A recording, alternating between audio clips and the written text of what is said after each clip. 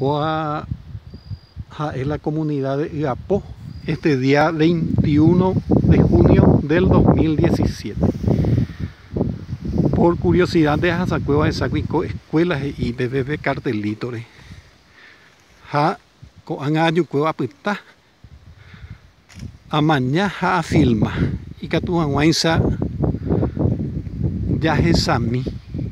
Entero ñande paraguayo cueva la baiza para la oyeye poji la comunidad indígena.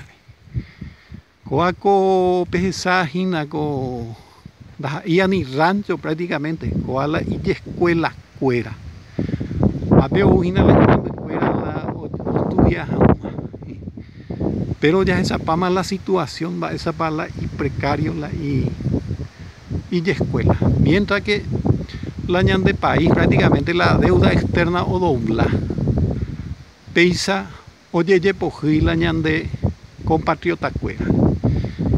Cuando hay ni rancho de mañana, pero veo que cuando la piso fuera, la suelo, no recoy piso, ni siquiera cuando recoy pare, ni siquiera cuando recoy pare.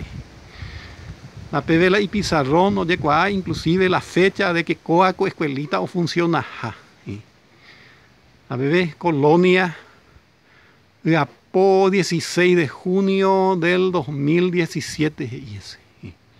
Peaja en la entre comillas la y escuela cuera.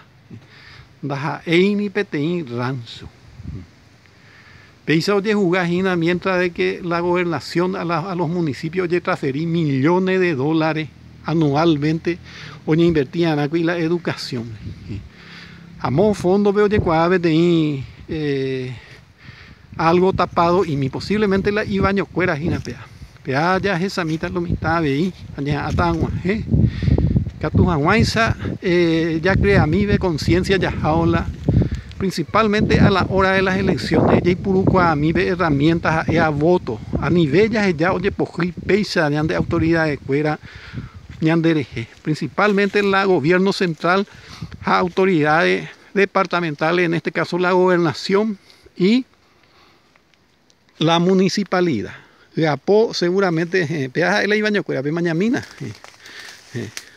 Son 4 o 5 chapas de colocado yo y quiere una parte ocurrija un calle y al lado el resto libre paite a la pevela y va esa ya esta pea vela y